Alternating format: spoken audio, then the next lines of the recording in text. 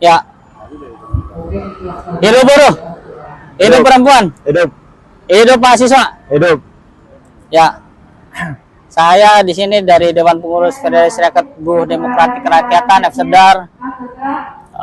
Pada hari spesial ini, yaitu Hari International Women's Day, kita akan mewawancarai salah satu narasumber tentang mengenai isu yang terkait pada hari ini.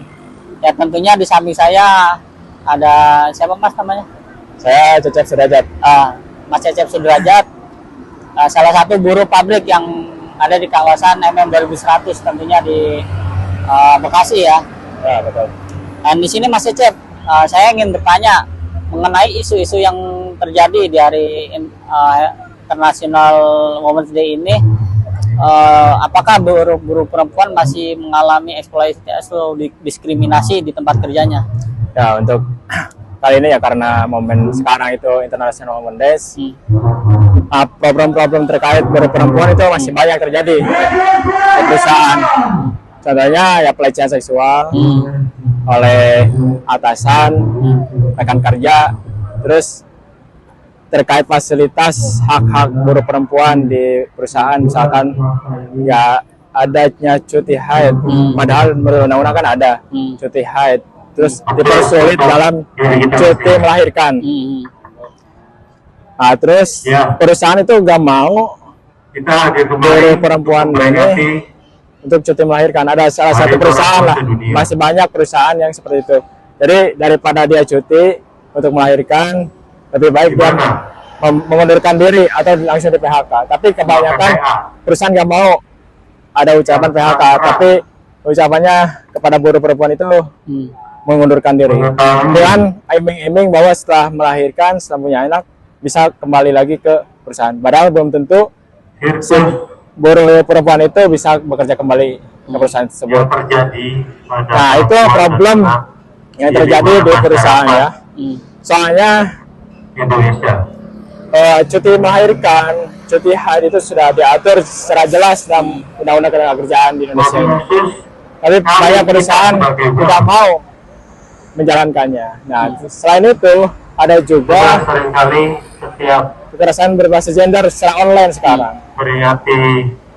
Nah, bahwa itu ada salah satu kasus yang menyebutkan bahwa atasannya mengajak si buruh perempuan itu untuk staycation lah. Nah, itu pernah viral juga ya belakangan ini. Nah, itu juga mungkin ada sekarang masih banyak terjadi, akan tetapi buruh perempuan ini ketakutan gitu untuk speak up, untuk berbicara, apalagi yang nggak punya serikat pekerja. Gitu.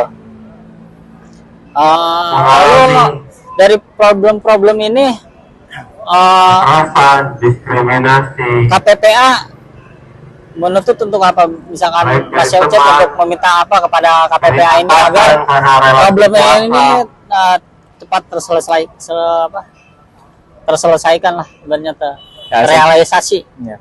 Sebenarnya ini problem terkait kekerasan seksual, KBGO ya, itu harus semua pihak terlibat lah, bekerja sama dalam pencegahan kekerasan seksual, maupun itu di tempat kerja, di dalam publik atau di privat seperti rumah tangga. Itu harus bekerja sama antara KPPA, kementerian semuanya, ketenagakerjaan, pemerintah, dan badan legislatif harus bekerja sama, dan serikat buruh juga ikut andil dalam pencegahan ini. Makanya kalau bisa KPPA ini sudah ada datanya ya, sudah sering melakukan pendataan dan juga sering menerima laporan. Akan tetapi di dalam lapangan bahwa kekerasan seksual, apalagi yang dalam berbasis online,